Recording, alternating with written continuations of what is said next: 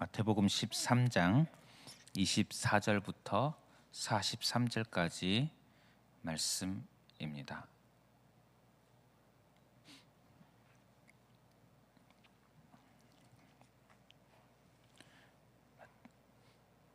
마태복음 13장 24절부터 43절 함께 봉독하겠습니다.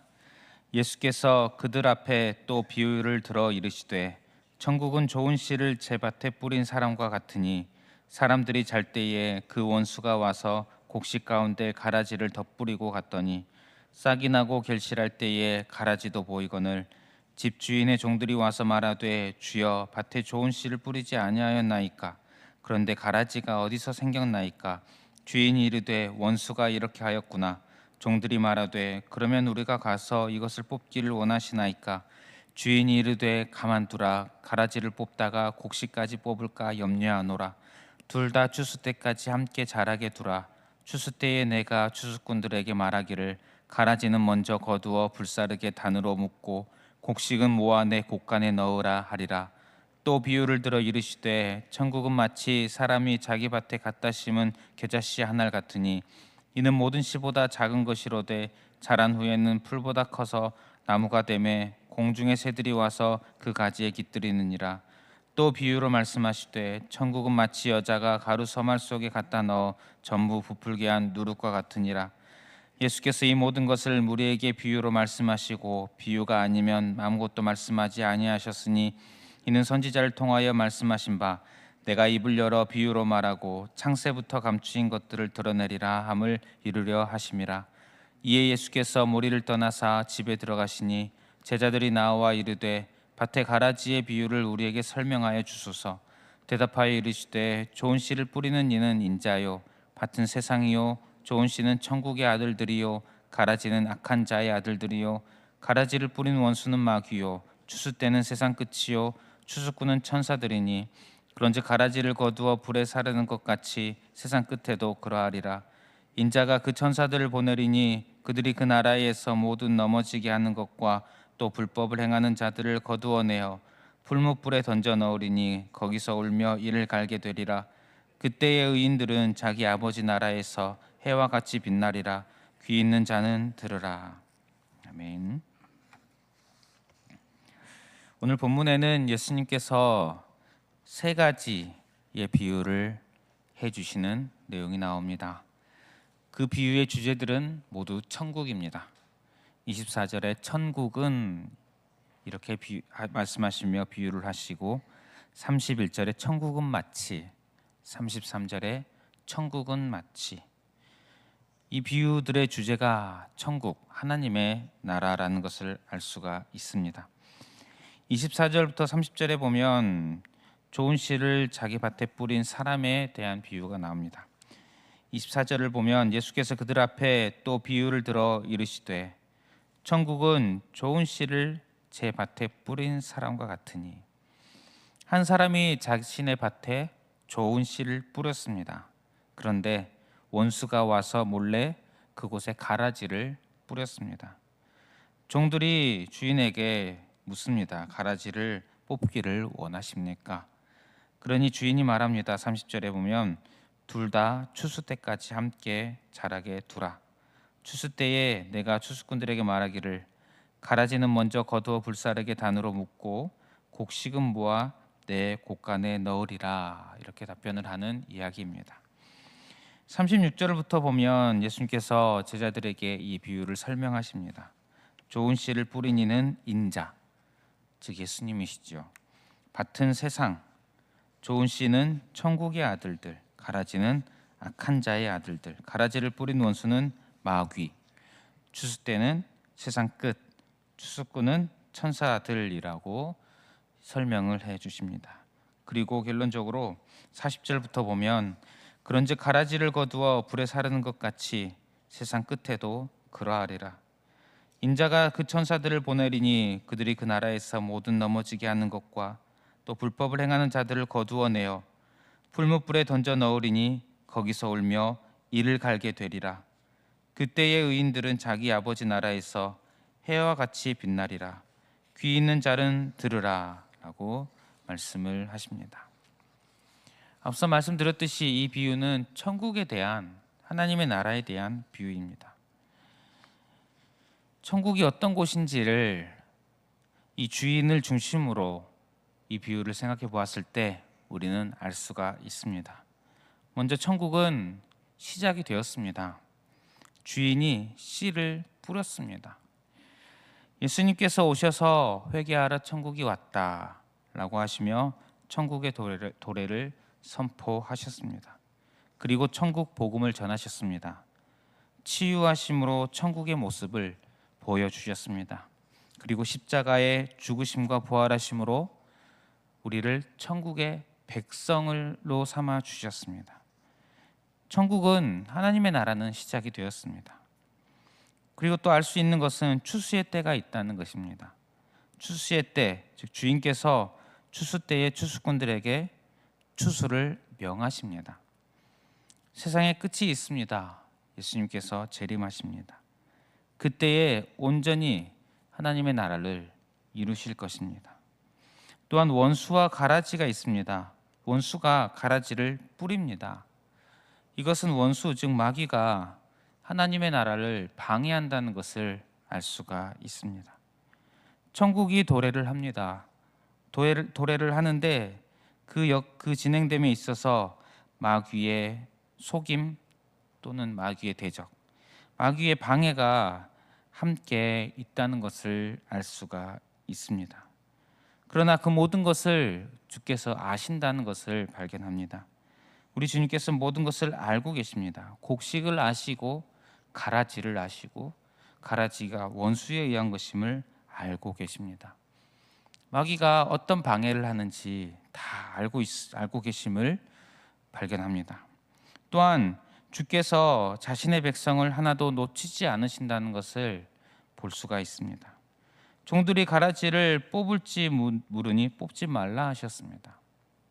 그러면서 말씀하시기를 29절에 주인이 이르되 가만두라, 가라지를 뽑다가 곡식까지 뽑을까 염려하노라.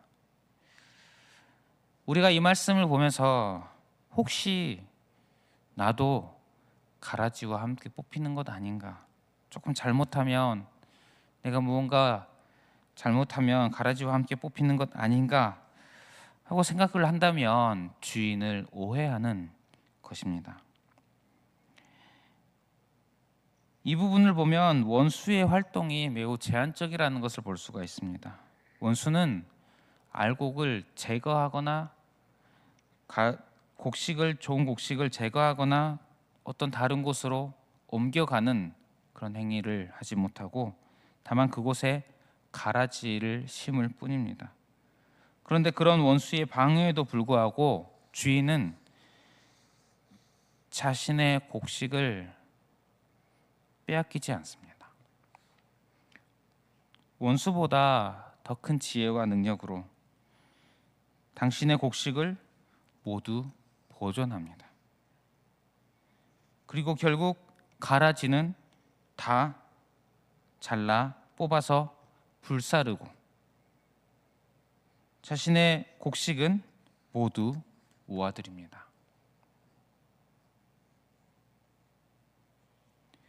이 비유를 우리가 나 중심으로 이 비유를 읽으면 구원에 대해서, 하나님의 나라에 대해서 염려 또는 두려움이 생길 수도 있을 것입니다. 혹시 내가 가라지가 아닌가? 혹시 내가 곡식인데, 곡식에 대한 확신이 있는데 함께 뽑히는 것은 아닐까? 가라지의 원수의 힘이 너무나도 강하여서 내가 함께 딸려가는 것이 아닐까? 그러나 주인을 중심으로 이 비유를 생각해 보시길 바랍니다. 주인은 가라지와 곡식을 함께 뽑히지 않게 하십니다. 결국 추수 때에 가라지만 뽑습니다. 그리고 곡식은 따로 가지고 갑니다. 천국 백성에게 주어진 천국은 원수의 어떠한 공격에도 견고하다는 것을 우리는 알 수가 있습니다. 그러므로 이 말씀을 보며 주께서 나를 주의 백성 삼으셨으니 나를 결코 놓치지 않으신다는 사실, 우리가 비록 살아가면서 원수의 방해와 공격이 있음을 경험을 합니다. 때론 그 원수의 방해 속에서 넘어집니다. 궁핍함을 경험합니다. 그러나 그럼에도 불구하고 주께서 주의 백성을 아시고 결국 지키신다는 사실, 이 사실을 기억하는 저와 여러분들 되시기를 바랍니다. 또 두 가지 비유가 짧게 나옵니다. 겨자씨 비유가 나옵니다. 그리고 누룩에 비유하시는, 천국을 겨자씨와 누룩에 비유하시는 비유가 31절부터 33절에 나옵니다. 잘 아시는 비유입니다. 하나님의 나라가 처음에는 미미해 보이지만 확장이 되어 간다는 그런 이미지를 보여주십니다. 사실 하나님의 나라가 당장 우리의 눈에는 잘 보이지 않습니다. 누군가가 하나님의 나라가 어디에 있느냐 보여주라 한다면 우리가 할 수 있는 것이, 할 수 있는 답변이나 할 수 있는 행위가 거의 없을 것입니다. 그러나 예수님께서 재림하실 때에 하나님의 나라가 천지를 진동하게 될 줄을 믿습니다.